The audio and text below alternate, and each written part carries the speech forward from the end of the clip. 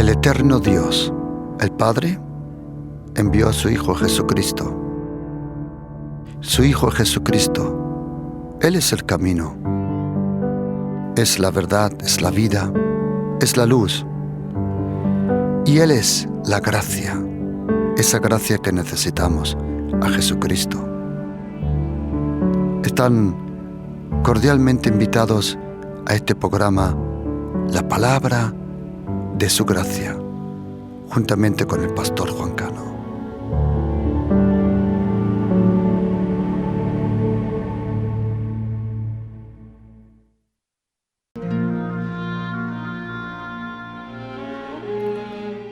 En aquellos días, como crecía el número de los discípulos, hubo murmuración de los griegos contra los hebreos, de que la viuda de aquellos eran desatendidas en la distribución diaria.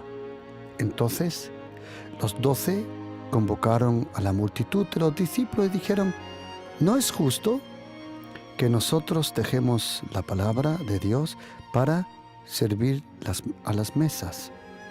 Buscad pues, hermanos, de entre vosotros 7 varones de buen testimonio, llenos del Espíritu Santo y de sabiduría, a quienes encarguemos de este trabajo.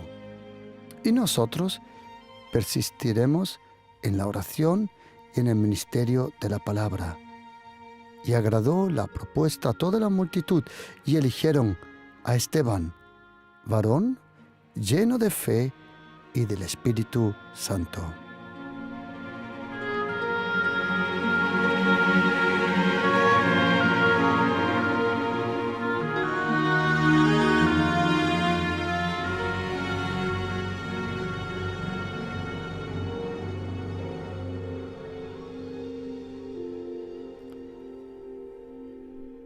Y crecía el número de los discípulos. Carta de los Hechos, capítulo 6, versículo 1. El Espíritu Santo había sido derramado. El Espíritu Santo de Dios, así como fue profetizado y prometido por el profeta Joel, por el profeta Juan Bautista y por Jesucristo mismo. Él dijo que nosotros, todos los que iban a creer en Jesucristo, iban a ser bautizados en fuego y en Espíritu Santo.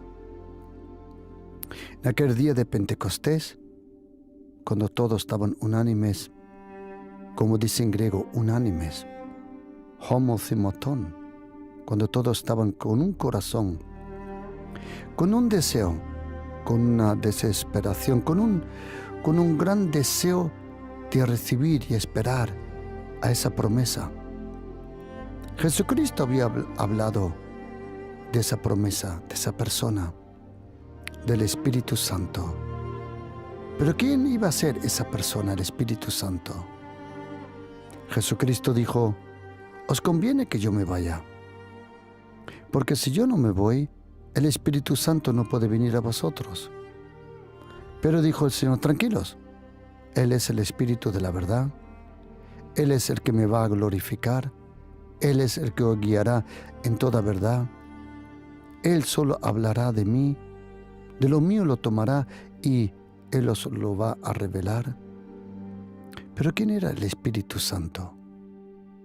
Era aquel Espíritu Santo, Ruach HaKodesh, el Espíritu de la santidad de Dios, que Dios el Padre había prometido en el profeta Jeremías, Ezequiel, que Dios el Padre iba a quitar el corazón de piedra y iba a escribir sus leyes, mandamientos en nuestros corazones, y nos iba a dar un nuevo espíritu, el Espíritu Santo de Dios.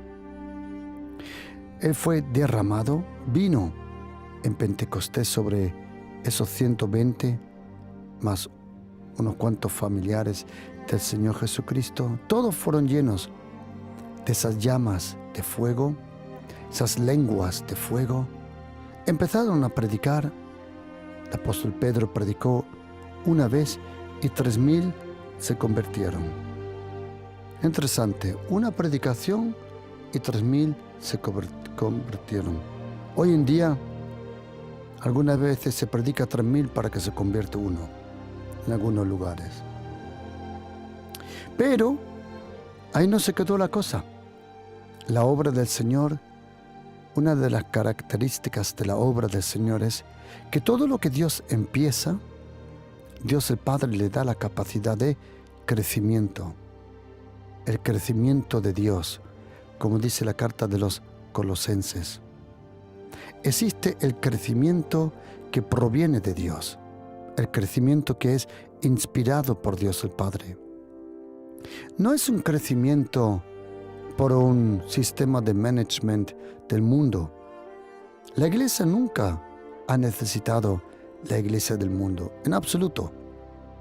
Fuente de inspiración, fuente de poder, fuente de vida, fue siempre la presencia del Espíritu Santo que vino a glorificar a Jesucristo aquí en la tierra. El número de los discípulos creció, dice la Biblia. El número de los discípulos creció. Es interesante que no dice creyentes. Una cosa es un discípulo, otra cosa es un creyente. Hay una gran diferencia entre un discípulo y un creyente.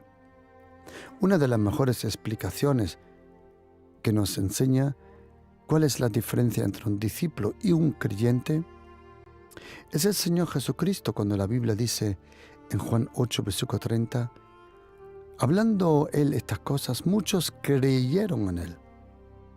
Pero una cosa es creer y la otra es ser un discípulo. No todos los que creen son discípulos. Y el Señor nos dice cuál es la diferencia entre un creyente y un discípulo. Es interesante que Jesucristo a nosotros nos llama discípulos, que es la palabra en griego para alumno. Y Él dice en Juan 8 que muchos creyeron en Él. Pero dice el versículo 31, dijo entonces Jesús a los judíos que habían creído en Él. Ellos ya creían en Él. Pero dice, si vosotros permaneceréis en mi palabra, entonces seréis verdaderamente mis discípulos y conoceréis la verdad y la verdad os hará libre. Luego, a lo largo de este discurso, vemos como aquellos que son llamados creyentes, la cosa que Jesucristo le dijo no le gustó mucho, tanto que al final dicen, ¿no dijimos nosotros que eres un endemoniado? Momento, pero si no eres creyente, ¿por qué ahora le llamas así? Un creyente cambia rápidamente de opinión, un discípulo no. Jesucristo dijo, mira, es bueno que seas creyente, pero fruto y felicidad y el propósito de Dios está en una persona que es un discípulo. Y Jesucristo dijo y nos enseñó cómo te conviertes en un discípulo de Jesucristo. Él dijo, si permanecéis continuamente en mi palabra, si la palabra del Señor está con nosotros, si leemos su palabra, permitimos que su palabra nos transforme, entonces vaya a reconocer la verdad, o como dice en griego, cuando dice en castellano, y conoceréis la verdad, en griego dice, y tendréis intimidad con la verdad. Cuando uno abre la Biblia para leer la Biblia, uno tiene intimidad con la verdad. Y sabes, querido oyente, mire, no hay muchas verdades en esta vida, no es así. El centro de toda la verdad es una persona, Jesucristo. Jesucristo, en Él se concentra toda la verdad. Él es la verdad. De la fuente de la vida de la persona de Jesucristo fluye la verdad. Fluye el río de la verdad. Jesucristo no es una verdad. Jesucristo es la única verdad. Y dice la Biblia que si tú tienes comunión con la palabra de Dios, tendrás comunión con la verdad. La lectura de la Biblia no solo te inspira, la lectura de la Biblia te santifica, como dice Juan 17:17, Padre, santifícalos en la verdad, tu palabra es la verdad. Cuando uno lee la Biblia, uno es lleno, recargado con el poder, con la energía de la fe, del Espíritu Santo, del reino de Dios, con su presencia.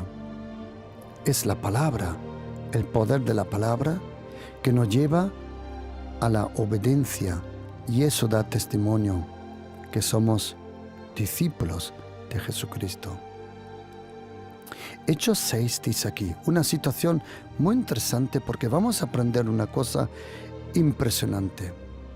Este estudio bíblico que ahora estoy dando se llama Lleno de la gracia y lleno de poder. Lleno de la gracia y lleno de poder. Os invito por favor que me acompañéis en este texto. Lo vamos a leer y luego vamos a ir poco a poco porque vamos a aprender una impresionante verdad y revelación de Dios el Padre, de Jesucristo y del Espíritu Santo. Dice la Biblia, en aquellos días como crecía el número de los discípulos,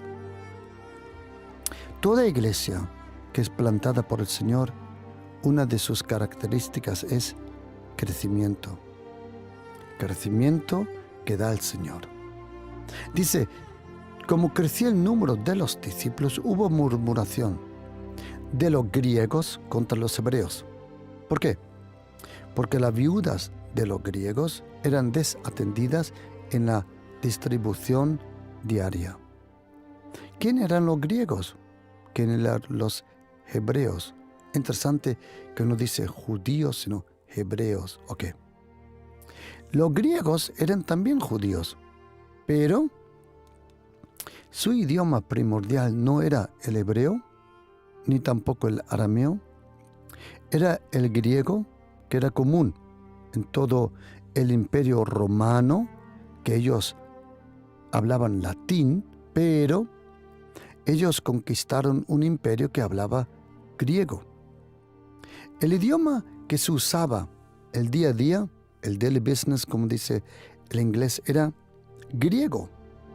Y era un griego común de la calle, un dialecto llamado koiné. El griego clásico de Homer, Aristóteles, Platón y los filósofos, a eso le llaman el griego clásico. El griego de la calle, de los negocios, del día a día, es el griego koiné. Y los judíos que no hablaban hebreo, a ellos le llamaban griegos, pero también eran judíos. Y dice que los judíos que hablaban griego murmuraban porque había una desatención de sus viudas. ¿Quién estaba haciendo el trabajo? Los 12 apóstoles. Aquí no estaba Judas, él fue sustituido por Matías. Aquí dice que los 12 entonces convocaron a la multitud. La murmuración es muy peligrosa. Donde hay murmuración, cerca está la destrucción. En una empresa que haya murmuración, en un equipo de fútbol que haya murmuración, en una iglesia que haya murmuración, pronto habrá destrucción. Murmuración es el idioma del diablo, de los demonios y de los ingratos. Murmuración tiene mucho poder, ten cuidado. La murmuración envenena, la murmuración contamina, la murmuración tiene mucho poder negativo. La murmuración es el hablar a una voz baja, escondida y detrás de la espalda de otro. Eso es la murmuración. Es una crítica envidiosa, es una palabra oscura, envenenosa. ¿Por qué la murmuración es tan peligrosa? Dios el Padre, Él dice en su palabra que el pueblo de Israel murmuró 10 veces. 10 veces murmuró allí en el desierto. y Dios el Padre estaba ya hasta las narices, si quieres decirlo así, de la murmuración del pueblo. Y dice la Biblia que los 12 apóstoles convocaron a los discípulos y dijeron: no es justo que nosotros dejemos la palabra de Dios para servir las mesas. En algún otro momento tomaremos este texto para describir el llamado de un pastor, la evolución, el desarrollo en el llamado de un pastor, de un siervo del Señor, de un predicador. En otro momento lo haremos porque es de suma importancia comprender este texto en su contexto. Dice: no es justo que dejemos la palabra de Dios para servir las mesas. Y dice aquí: buscad pues, hermano, entre vosotros 7 varones de buen testimonio, y tienen que estar llenos del Espíritu Santo y de sabiduría, a quienes encarguemos de este trabajo. Y nosotros persistiremos en la oración y en el ministerio de la palabra. Y dice la Biblia: agradó la propuesta a la multitud. A los griegos y a los hebreos le agradó. Y dice: y eligieron, y ahora una cosa muy graciosa, os digo por qué. Porque ahora se pronuncia 7 nombres aquí de hombres, y los 7 nombres son griegos. Ya ahí había una transición. La primera generación de cristianos eran judíos que habían creído en Jesucristo. Y ahora había la primera generación, eran todos ex-judíos, pero ahora la segunda generación ya casi todos eran griegos. Casi poco a poco, con el tiempo, las personas que no eran judías aumentaba el número tanto que ya luego ni el 1 o 2% eran ex-judíos, sino todos eran, como a nosotros nos llamaban, de las naciones, paganos griegos. Aquí ya empieza a cambiar esa generación. Y dice que la propuesta les llegó bien y eligieron, y ahora el pueblo elige a Esteban. En Esteban vamos a estudiar hoy un poquito más, varón lleno de fe y de Espíritu Santo, y a Filipe o Filipus, que se llama el que ama los caballos, a Procoro, que es la única persona en el Nuevo Testamento que describe el líder de alabanza. Projoros es Joros, el que está delante del coro, la única persona que aparece así en el Nuevo Testamento como líder de alabanza. A Nicanor, a Timón, a Pármenas, a Nicolás, prosélito de Antioquía, y a los cuales presentaron antes los apóstoles, quienes, orando, le impusieron las manos. Y dice la Biblia: y crecía la palabra del Señor. ¿Por qué? Porque ahora los que tenían que estar con la palabra estaban con la palabra, los que estaban con la oración estaban en la oración, y los que tenían que hacer el trabajo práctico lo hacían. Y se multiplicaba grandemente. Antes crecía, ahora se multiplicaba grandemente. Por eso es muy importante que todo ministerio le dé la posibilidad al pastor en algún momento vivir a tiempo completo de la obra. ¿Por qué? Porque ahí puede decidirse completamente a la oración y a la palabra de Dios, pero en otro momento vamos a hablar y aprender de esto. Dice aquí que muchos de los sacerdotes obedecían también a la fe. También sacerdotes de Jerusalén llegaron a la fe. Y ahora oye esta palabra: y Esteban, lleno de gracia y de poder, hacía grandes prodigios, señales entre el pueblo. Otra vez: y Esteban, lleno de gracia y poder. Es interesante que los apóstoles, ellos en Hechos 6:3, ellos le dicen al pueblo: buscad a personas, buscad a 7 varones de buen testimonio, llenos del Espíritu Santo y de sabiduría. Según los apóstoles, la gente tenía que estar lleno del Espíritu Santo y llenos de sabiduría. Y dice en versículo 5 que agradó eso al pueblo, pero el pueblo, atención, eligió a gente lleno de fe y de Espíritu Santo. Momento, de la fe los apóstoles no hablaron. Otra vez, los apóstoles dijeron, buscad a personas de buen testimonio, llenos de Espíritu Santo y llenos de sabiduría. Pero el pueblo, cuando el pueblo elige, ¿a quién elige? A personas llenas de fe. Pero un momento, de eso no hablaron los apóstoles. Y llenos del Espíritu Santo. Pero ahora hay una cosa graciosa. Los apóstoles dijeron, tenían que estar llenos de Espíritu Santo y de sabiduría. Pero el pueblo eligió a gente llenos de fe y de Espíritu Santo. Pero ahora hay una cosa graciosa ahora. Cuando Dios el Padre, el Espíritu Santo y el Señor Jesucristo hablan de Esteban, oye lo que dice Hechos 6, versículo 8. Dice que Esteban estaba lleno de gracia y de poder. A ver, queridos, por favor, acompañadme en este pensamiento que es tan importante, es importantísimo. Atención. Los apóstoles, ellos dijeron, buscad a personas que estén llenos del Espíritu Santo y llenos de sabiduría. El pueblo dijo, de acuerdo. Pero ¿a quién eligió el pueblo?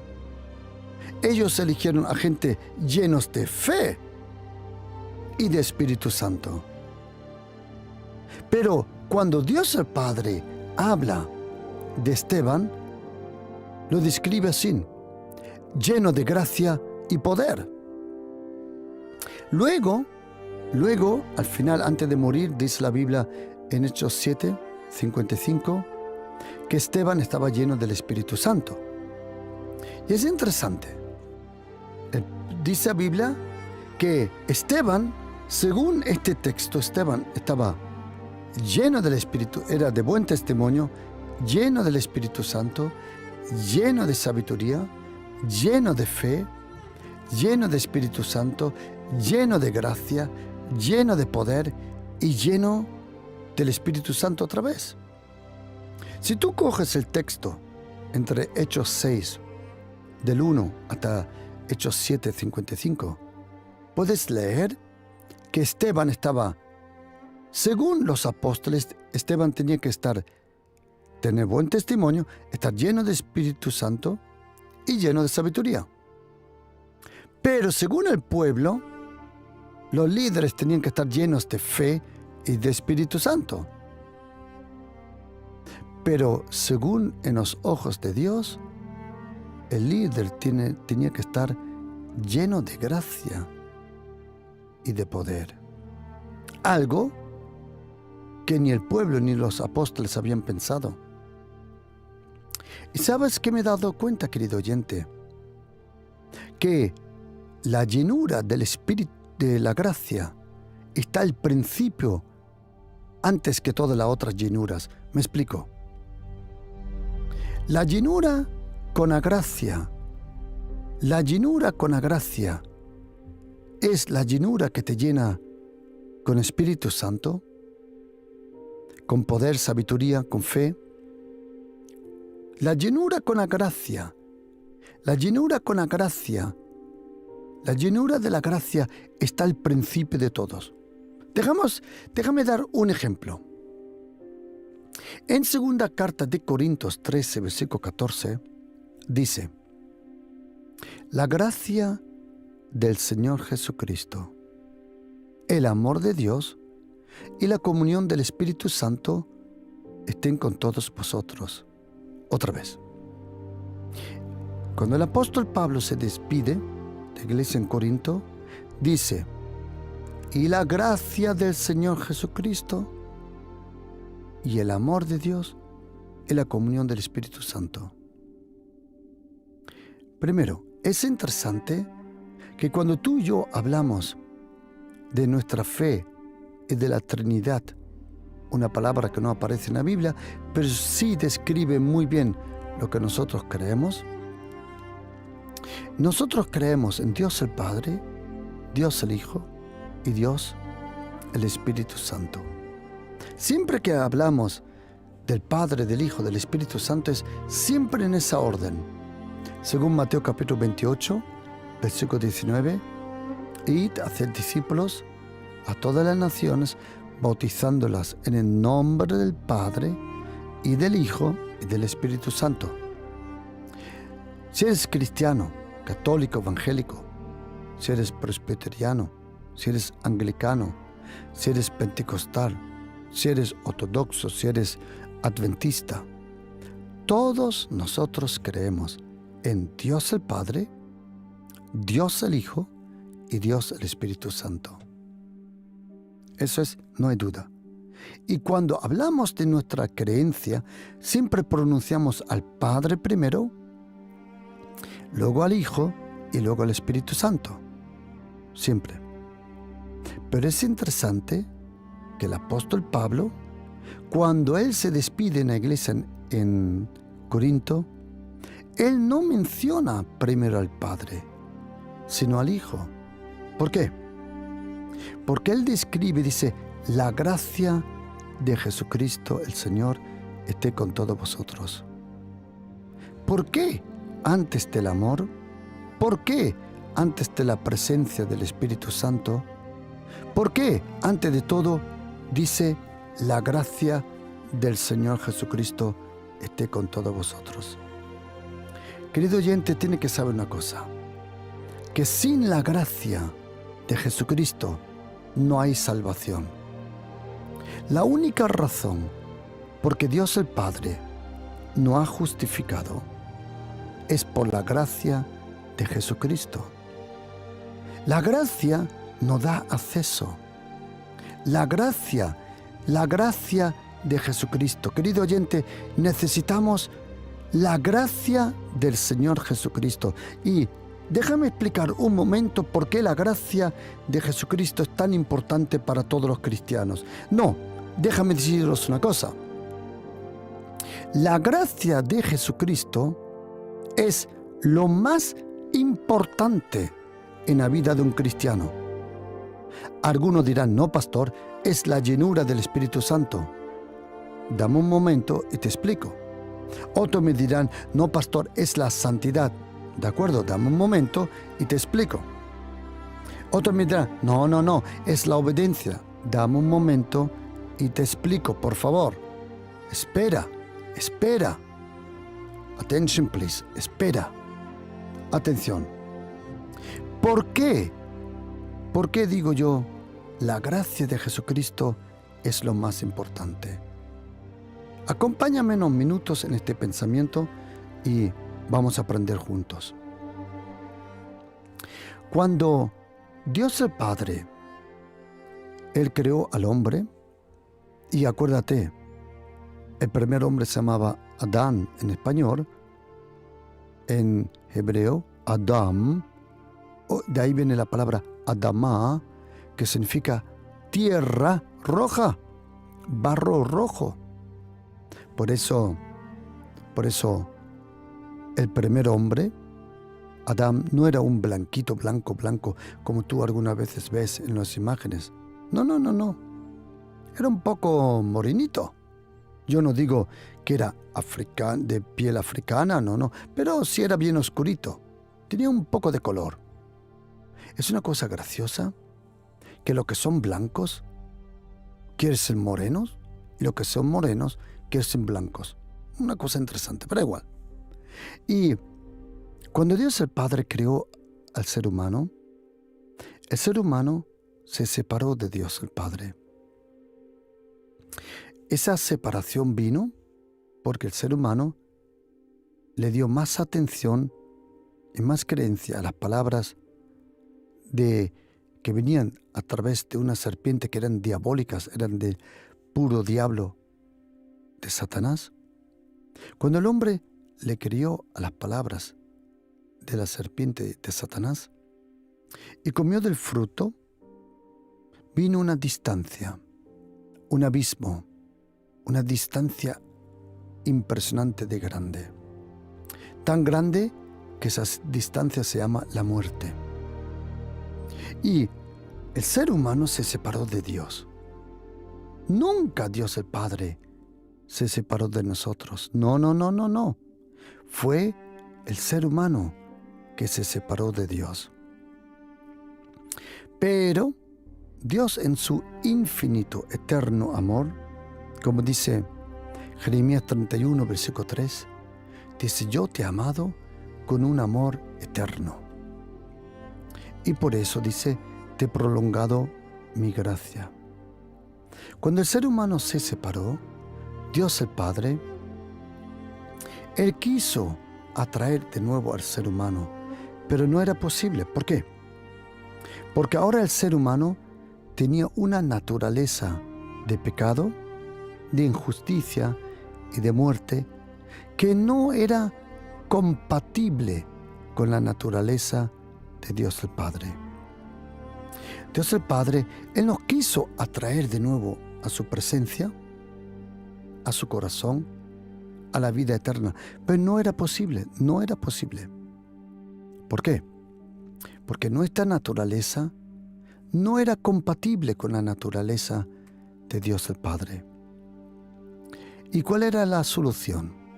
La solución era que si por un hombre, Adán, entró el pecado, Dios el Padre solo necesitaba a uno. Entre todos los millones y miles de millones de personas, Dios el Padre solo, hasta hoy, todos los que vivimos y hemos vivido, solo necesitaba a uno.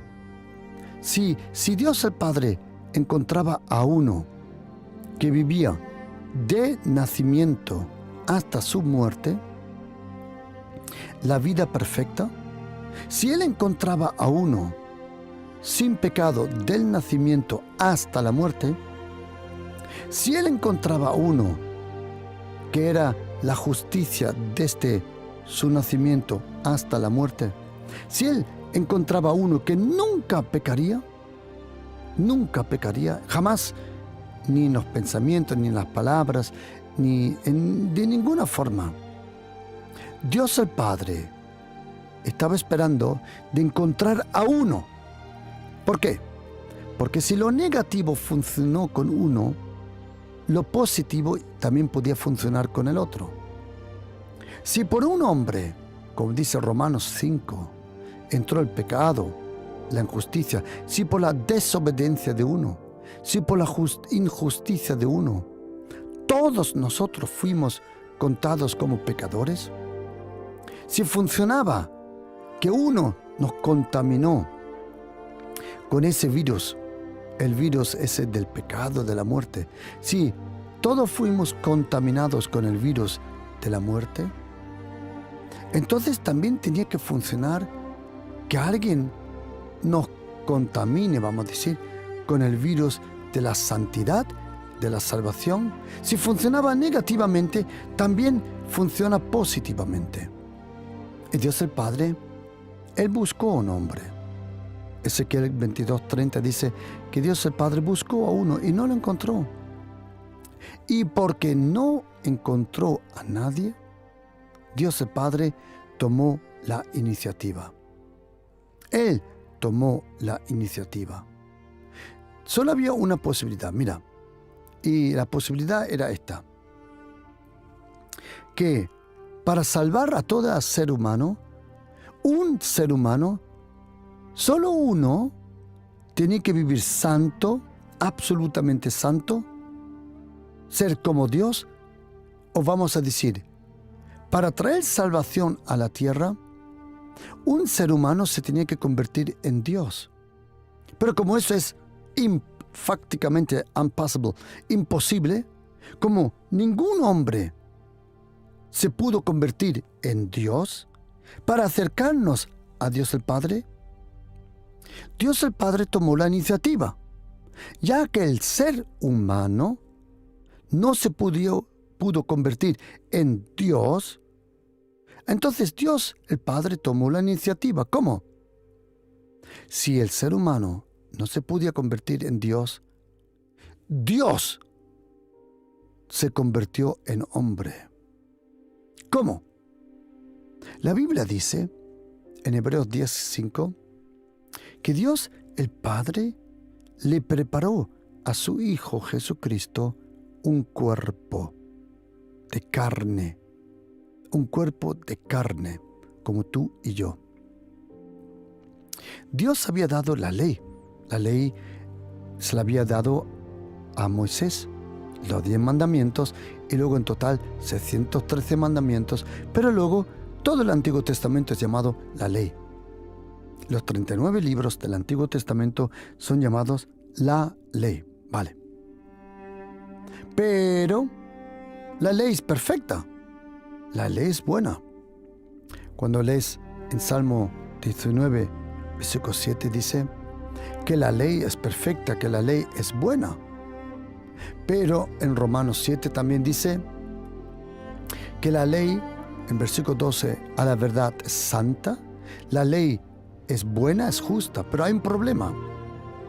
Y el apóstol Pablo lo dice, la ley es buena, la ley no es mala, la ley es buena, pero la ley, cuando se encuentra con la carne del ser humano, es debilitada. Romanos 8, versículo 3, porque lo que era imposible para la ley, por cuanto era débil por la ley, es nuestra naturaleza, debilita, como se llame, a la ley perfecta de Dios. La ley de Dios es perfecta, pero cuando la ley viene a nosotros la embarramos, vamos a llamarla así. Nuestra carne lo echa todo a perder. Y ahora viene la solución. Si nosotros no nos pudimos acercar, incluso por la ley, a Dios el Padre, Dios el Padre tomó la iniciativa. Imagínatelo como en una conversación en el cielo, que Dios el Padre, Jesucristo, que en aquel momento no se llamaba Jesucristo, sino el Verbo de Dios, el Logos en griego, Dabar en hebreo, en el cielo el Padre, el Verbo, el Hijo, Jesucristo y el Espíritu Santo. Imagínate una conversación. Y Dios el Padre dijo, alguien de nosotros tiene que bajar y salvar a toda la humanidad. Y Jesucristo dijo, papá, yo bajo. Y Dios el Padre le dijo, mira, hijo, si tú bajas, quiero que sepas una cosa. No puedes bajar como Dios solo. Tienes que convertirte en carne. Y luego otra cosa, la gloria celestial como Dios la tienes que dejar aquí en el cielo. La vas a encontrar de nuevo en la palabra, por fe, pero tu gloria la tienes que dejar en el cielo.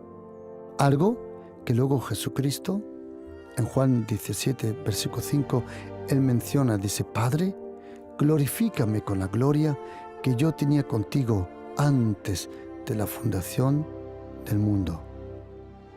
Y el Padre dijo, mira, hijo, si vas a la tierra, quiero que sepas que tienes que ser hombre completamente.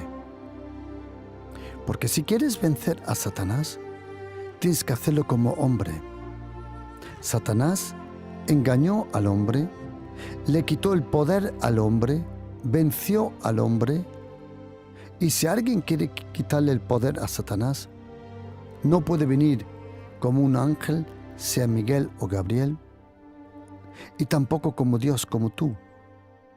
Si tú quieres vencer al diablo, tienes que hacerlo como hombre. Y dice la Biblia que Jesucristo dice, he aquí, yo vengo para hacer tu voluntad. Hebreos 10, versículo 5. Dice, me preparaste un cuerpo para que yo haga tu voluntad.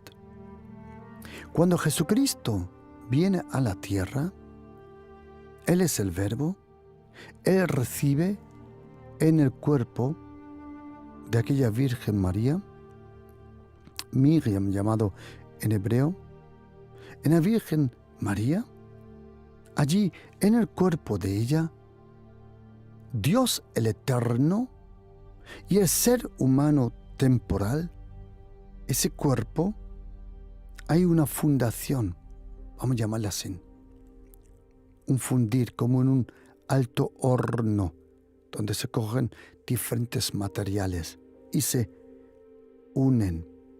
En el vientre de la Virgen María, Dios y el hombre en una persona. Jesucristo de naturaleza, Él era hombre, pero de su identidad era Dios. Él nunca dejó de ser Dios para ser hombre. Él es tampoco el hombre que se convirtió en Dios. Él es tampoco el Dios que se convirtió en hombre. Es un misterio. Jesucristo, el Verbo, se hizo carne y ahora Jesucristo de naturaleza era hombre, pero de su identidad Él era Dios. Él era Dios y hombre a la misma vez.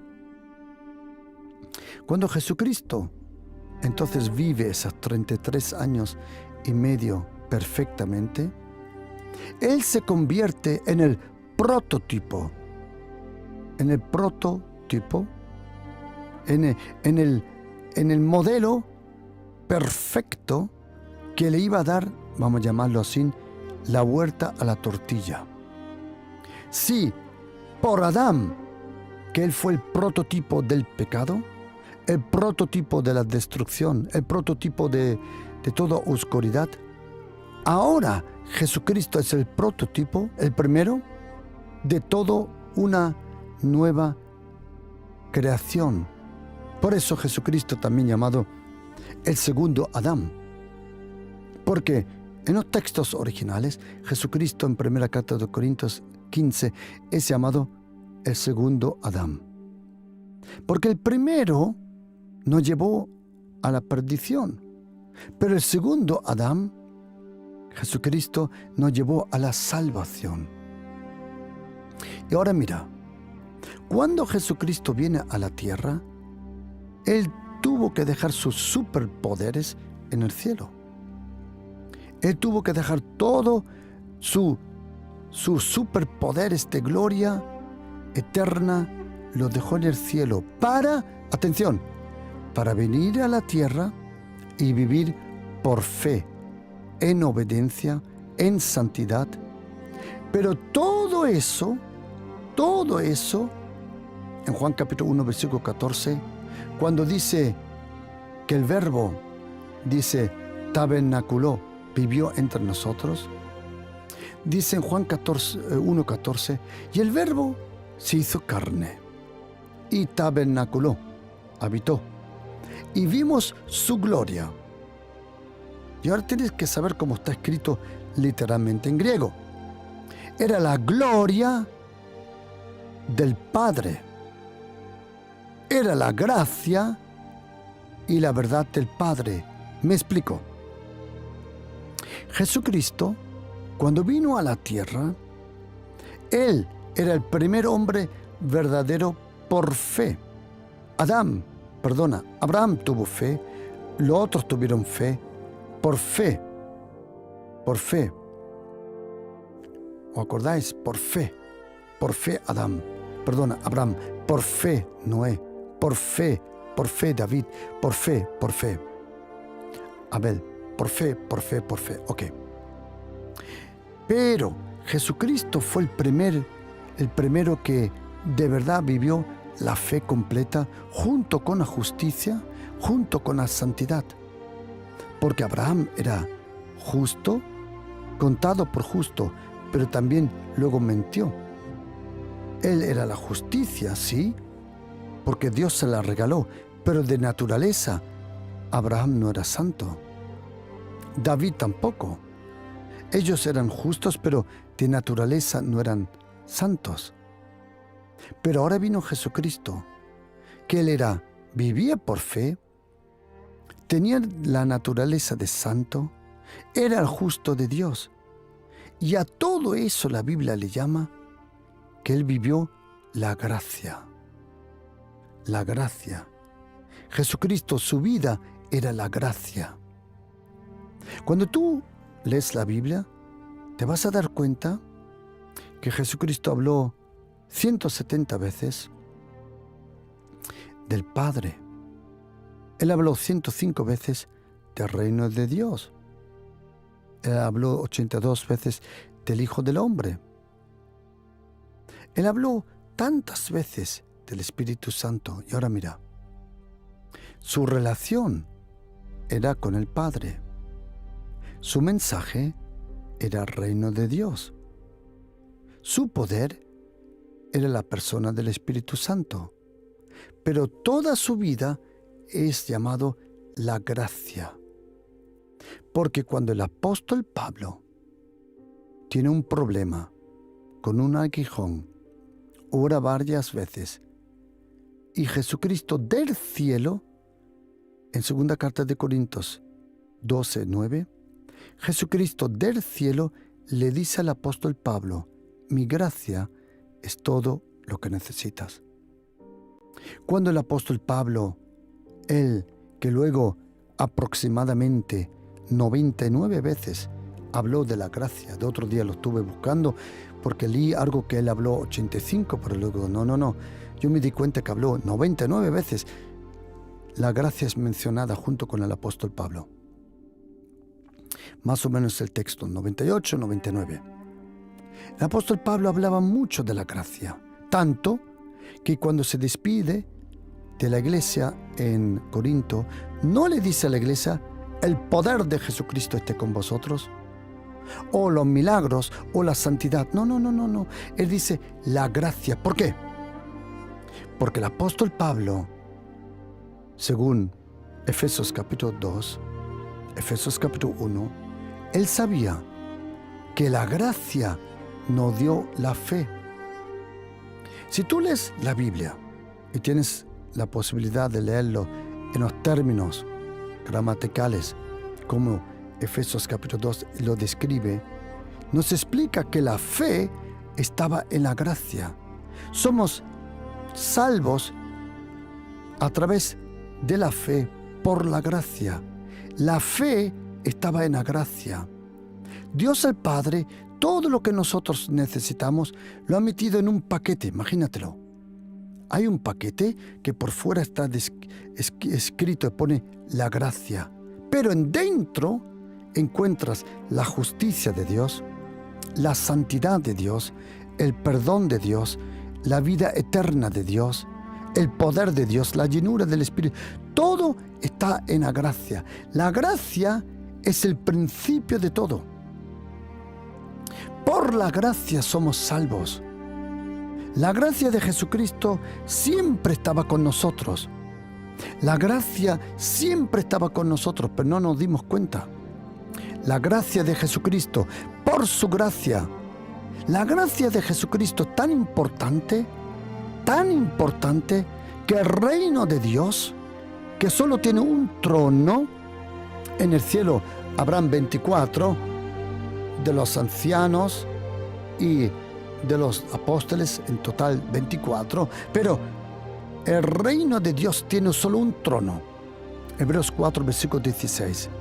Y ese trono es llamado el trono de la gracia.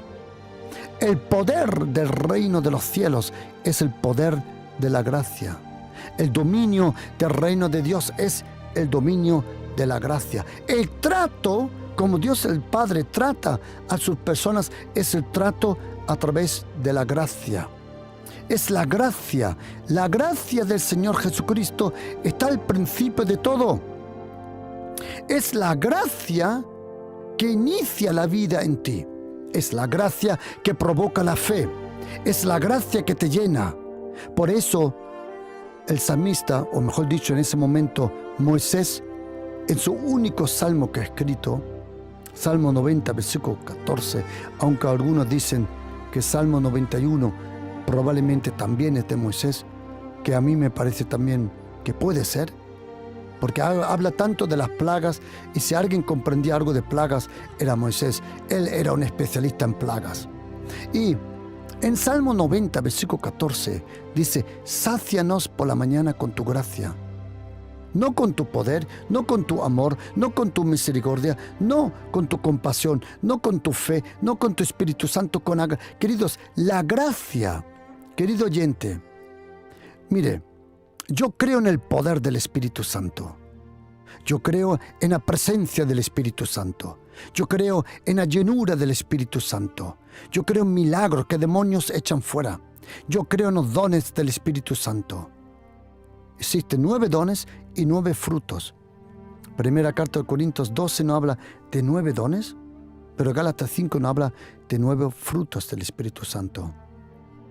Yo creo en la manifestación del Espíritu Santo. Lo creo, yo creo en una palabra profética. Lo creo todo. ¿Por qué? Porque me lo dice la Biblia y lo he visto. Lo he visto, lo he experimentado. Pero, querido oyente, mire, a lo largo de los años, y con la cercanía del Señor, de su palabra, y porque el Señor personalmente, cuando yo le pregunté a Dios el Padre, papá, ¿qué es la gracia? Y Él me dijo estas palabras, importante no es lo que es la gracia, la pregunta es, ¿qué puede hacer la gracia hoy? Y Dios el Padre me enseñó que la gracia de Jesucristo es la razón por que estamos salvos. La gracia de Jesucristo en la gracia está su paciencia, su amor, su cariño, su compasión, su llenura, su favor, todo está en la gracia. Querido oyente, el que está lleno de la gracia está lleno de todo. Y déjame explicarte por qué. Porque cuando leemos en Hechos 6:8, lo que Dios el Padre dice de Esteban, déjame decirte lo que los apóstoles decían, cómo tiene que estar Esteban.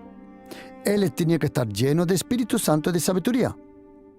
En versículo 5, el pueblo dijo, tenía que estar lleno de fe y de Espíritu Santo.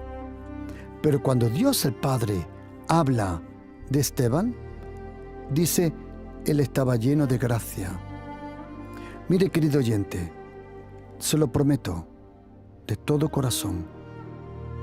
Si Dios el Padre, o mejor dicho, si usted y yo le pedimos al Señor que nos llene con su gracia, porque la llenura de la gracia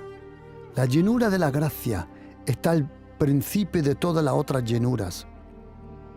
La llenura de la gracia te lleva a la llenura del Espíritu, a la llenura de la sabiduría, la llenura de la fe, la llenura de la fe, del poder.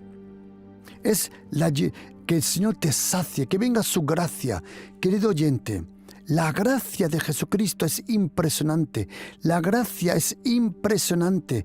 Querido oyente, la gracia no hay palabras para describir la gracia del Señor Jesucristo. La gracia tiene el poder. La gracia tiene la esperanza. La gracia tiene la posibilidad de restaurar todo. La gracia del Señor Jesucristo. La pura gracia de Jesucristo, o como dice el apóstol Pedro, primera carta de Pedro 5:12, es la verdadera gracia de Jesucristo.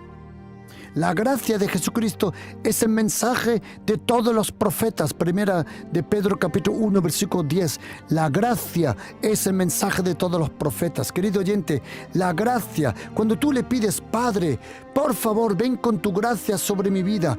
Padre, por favor, la gracia de Jesucristo que venga a mi matrimonio. Padre, la gracia, Padre, toda la tierra está llena de tu gracia. Salmo 33, versículo 5. Salmo 119, versículo 64.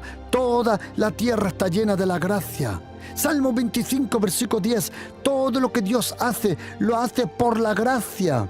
Salmo 63, versículo 3 en hebreo. Tu gracia es mejor que la vida.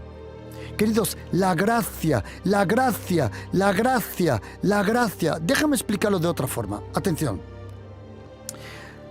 Existen hoy muchas formas de barcos.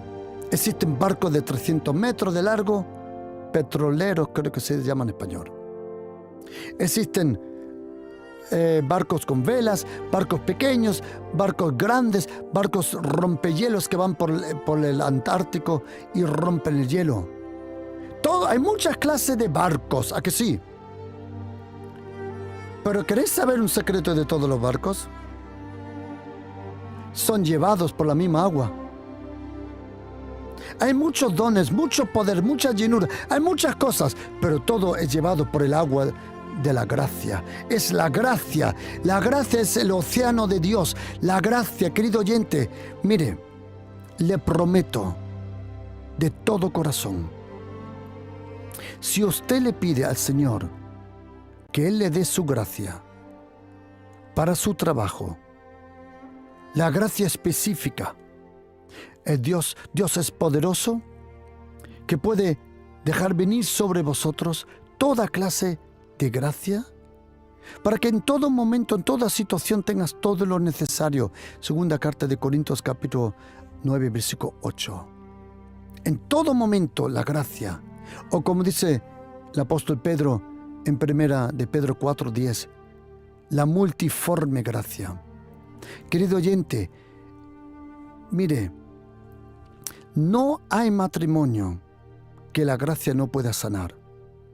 No hay corazón, según Hebreos 12 y 13, que no pueda sanar la gracia. La gracia de Jesucristo lo puede todo. La gracia, ¿por qué? Atención, porque en la gracia de Jesucristo está toda la obra completa de Jesucristo. Todas sus palabras, su obediencia, su santidad, su poder, su resurrección, todo está en la gracia. Por eso usted y yo necesitamos la gracia de Jesucristo. Querido oyente, la gracia es la garantía que Dios te perdona todos los días, la garantía que Él nunca se va de ti. ¿Cuánto me encantaría enviarte este mensaje? Lleno de gracia, lleno de poder. Querido oyente, antes que busques el poder, antes que busques cualquier llenura, yo te aconsejo que el Señor te llene con su gracia. Porque en su gracia está la llenura del poder, la llenura del Espíritu Santo, la llenura de la fe. Queridos, la gracia de Jesucristo está al principio de todo. Dios el Padre no hace nada a no ser por la gracia. ¿Por qué? Porque la gracia es la vida de su Hijo Jesucristo.